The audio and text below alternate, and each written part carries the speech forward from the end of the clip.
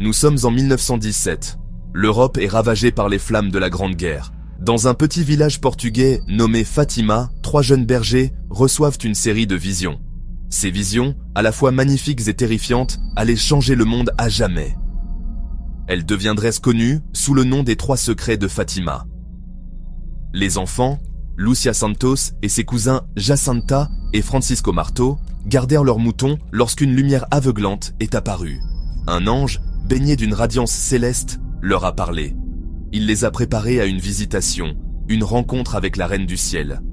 L'ange leur a promis un aperçu du destin de l'humanité. Il a parlé de guerre et de paix, de foi et de doute. Ces paroles étaient un avertissement et une prophétie. Les enfants sont retournés à la Cova da Iria, le lieu de la visitation de l'ange, emplis d'un sentiment d'émerveillement et de trépidation. Le monde autour d'eux semblait scintiller de forces invisibles. Le sort des nations, le destin des âmes, était en jeu.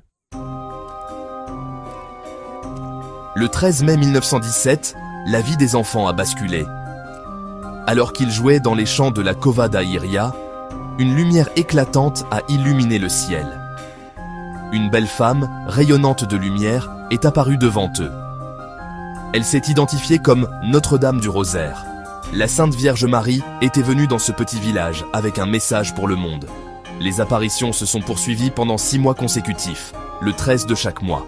Des milliers de personnes ont afflué à Fatima, attirées par les récits des enfants.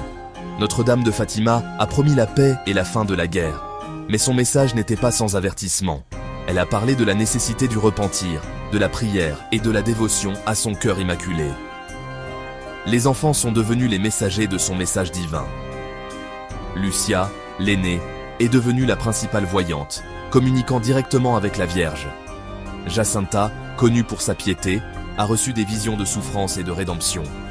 Francisco, l'observateur silencieux, voyait mais n'entendait pas, son cœur touché par la présence divine. Notre-Dame de Fatima a confié aux enfants 3 secrets.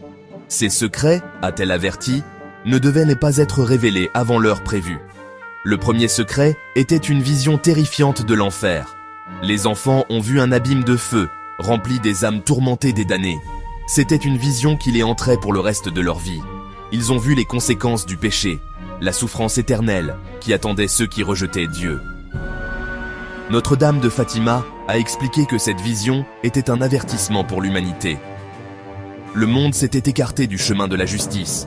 Le péché et l'impiété étaient omniprésents. À moins que les gens ne se repentent et ne se tournent vers Dieu, ils seraient confrontés à la damnation éternelle. Les enfants, bien que jeunes, ont compris la gravité du message. Ils ont vu la peur dans les yeux de leurs parents et de leurs voisins. Ils savaient que le monde était au bord du précipice.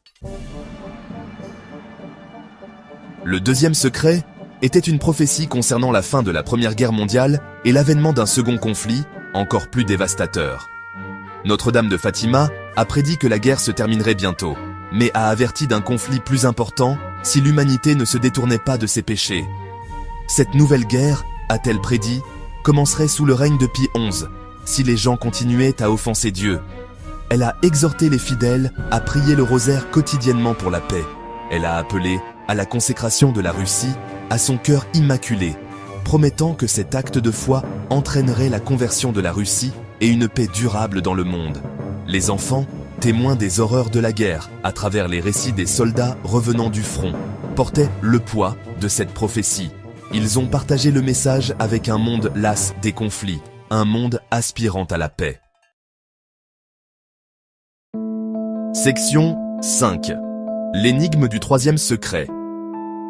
Le troisième secret, enveloppé de mystère, est resté une source de spéculation et de débats intenses pendant des décennies. Notre-Dame de Fatima avait demandé à Lúcia, la seule voyante survivante, d'écrire le secret et de le sceller. Il ne devait être révélé qu'en 1960, ou à la mort de Lúcia, selon la première éventualité. Le Vatican, gardien du secret, l'a gardé sous clé. Les fidèles attendaient avec impatience, se demandant quelle vérité profonde il contenait. Certains croyaient qu'il prédisait la fin du monde. D'autres pensaient qu'il contenait un message d'espoir, une promesse d'intervention divine dans les affaires humaines. Le mystère entourant le troisième secret s'est épaissi à l'approche de 1960. le monde avait été témoin de la montée et de la chute de régimes totalitaires, des horreurs de l'Holocauste, du spectre terrifiant de la guerre nucléaire. Le troisième secret pourrait-il détenir la clé pour comprendre ces événements? Section 6. La révélation du Vatican. En l'an 2000, le pape Jean-Paul II a décidé de révéler le contenu du troisième secret. Le monde a retenu son souffle lorsque le Vatican a publié le texte. Le secret, écrit par Lucia, décrivait la vision d'un évêque vêtu de blanc abattu au milieu des ruines d'une ville. L'interprétation officielle du Vatican a lié cette vision à la tentative d'assassinat du pape Jean-Paul II en 1981. Ils y ont vu la confirmation de l'intercession de Notre-Dame de Fatima, protégeant le pape d'une mort certaine. Cependant, beaucoup ont remis en question cette interprétation. Le texte du secret ne mentionnait rien d'une tentative d'assassinat. Il parlait d'une grande persécution de l'Église, de martyrs et de souffrances. Le Vatican cachait-il quelque chose? Section 7. Voix dissidentes et questions sans réponse. De nombreux chercheurs et théologiens ont contesté l'interprétation du Vatican du troisième secret. Ils ont souligné des divergences dans la chronologie et des incohérences dans l'explication du Vatican. Certains ont suggéré que le Vatican n'avait publié qu'une partie du secret, gardant les parties les plus controversées cachées au public. Les interprétations alternatives abondaient. Certains croyaient que le troisième secret faisait référence à une future apostasie au sein de l'Église, un abandon de la vraie foi. D'autres y voyaient un avertissement concernant un châtiment à venir, une punition divine pour les péchés du monde. Les assurances du Vatican n'ont guère apaisé la controverse. Les questions persistaient. Quelle était la véritable signification du troisième secret? Pourquoi le Vatican avait-il attendu si longtemps pour le révéler? Et y avait-il plus à l'histoire qu'il ne le laissait entendre? Section 8. L'héritage durable de Fatima. Les secrets de Fatima continuent de fasciner et d'inspirer les gens du monde entier. L'histoire des trois jeunes bergers et de leur vision est devenue une pierre angulaire de la foi catholique, un témoignage de la puissance de la prière et de l'importance de la dévotion à la Vierge Marie. Les pèlerins affluent à Fatima chaque année, en quête de guérison, de réconfort et de conseils spirituels. Ils prient le rosaire, allumant des bougies et déposent leurs requêtes au pied de Notre-Dame de Fatima, espérant son intercession. Les messages de Fatima, bien que délivrés il y a près d'un siècle, résonnent encore aujourd'hui. L'appel à la paix, au repentir et au retour à l'amour de Dieu reste plus urgent que jamais. Section 9. Un mystère pour les siècles.